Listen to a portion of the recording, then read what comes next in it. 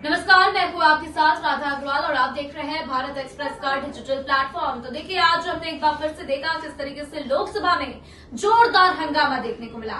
साथ ही अगर इस वक्त की आपको करंट अपडेट दे दें तो देखिए, जैसे कि प्रधानमंत्री नरेंद्र मोदी संसद पहुंचे, लोकसभा पहुंचे, कार्यवाही को स्थगित कर दिया गया और कल तक के लिए कार्यवाही स्थगित हो गई है।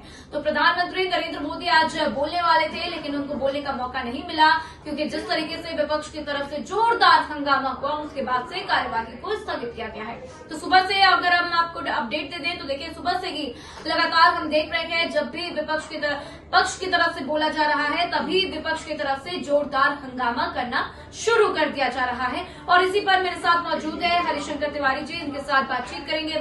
वरिष्ठ पत्रकार हैं, इनसे समझेंगे कि आखिर विपक्षी सांसद चाहते क्या है। देखिए, राष्ट्रपति का जो बजट पर अभिभाषण था, उस पर प्रधानमंत्री को आज बोलना था।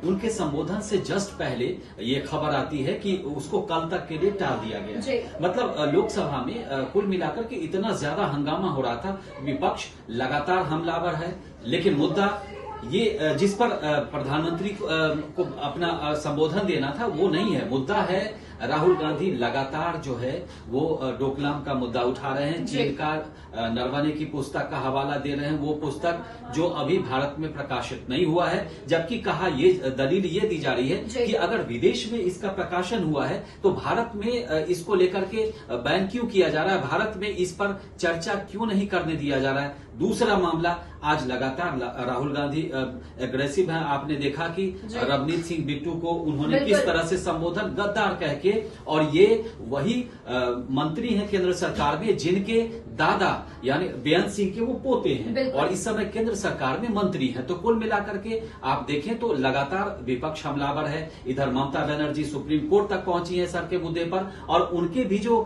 जितने सांसद हैं वो लगातार मतलब विपक्षी एकता जो है इस समय आपको बड़ा मजबूत सा दिख रहा है। लेकिन सबसे बड़ा सवाल है कि काफी दिन हो गया जब प्रधानमंत्री का मतलब भाषण होना होता है, उनका संबोधन होना होता है, तो ऐसे मुद्दे पर कम ही देखा जाता है, बिरले देखा जाता है जब ये चीजें टलती हैं।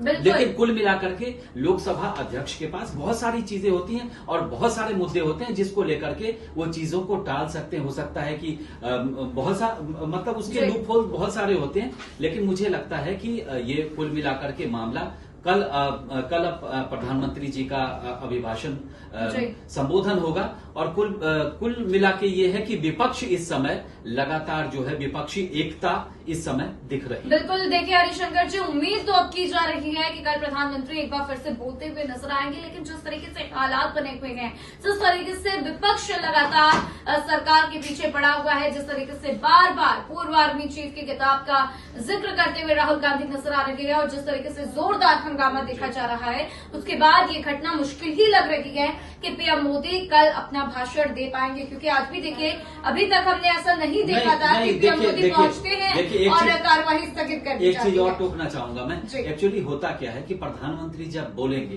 तो सबका माइक उस समय बंद होता है, तो उस समय अगर आप जोर शोर से अपना कितना भी शोर मचाएंगे तो बहुत ज्यादा उसमें रिकॉर्डिंग में नहीं आएगा।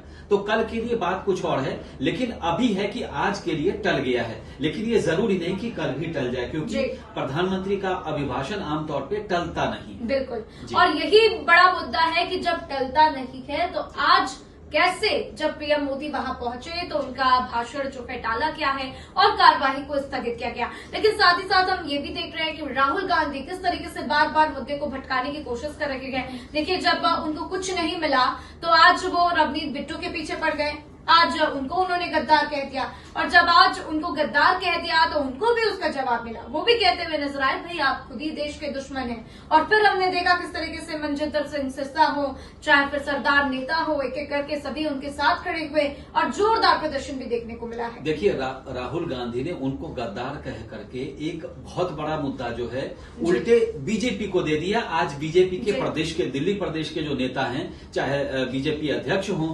उसके बाकी जो इनके मंत्री हैं मनजिंदर सिंह सिरसा, जी। वो लगातार प्रदर्शन और मतलब बयान के कुछ ही घंटे बाद प्रदर्शन कर रहे हैं। तो कुल मिलाकर के बात पंजाब की हो रही है। पंजाब में इस समय चुनाव तो नहीं है, लेकिन जो आगे इस समय आम आदमी पार्टी के बाद कौन, तो दूसरे नंबर पर कांग्रेस आती है। लेकिन कांग्रेस ने बीजेपी को पंजाब में भी धार दे दिया है, जबकि दिल्ली में भी सिख बहुत सारे लोग हैं। तो कुल मिलाकर के कांग्रेस ने मतलब राहुल गांधी ने ये बात करके बीजेपी को एक बहुत बड़ा हथियार दे दिया है, जो बार बार इसको भुनाएंगे। क्योंकि बीजेपी आगे ये भी कहेगी और अभी भी कह रही है कि जिस व्यक्ति ने अपनी कुर्बानी दे दी पार्टी के मुख्यमंत्री रहते हुए, कांग्रेस के मुख्यमंत्री के रहते हुए, उनके पोते गद्दार कैसे हो सकते हैं। बिल्कुल। तो कुल मिलाकर के राहुल गांधी ने जिस नोट पे भी कहा हो, तो उन्होंने बीजेपी को एक बहुत बड़ा हथियार दे दिया है अगले चुनाव के लिए। पंजाब हो या दिल्ली हो या कहीं भी जहां पर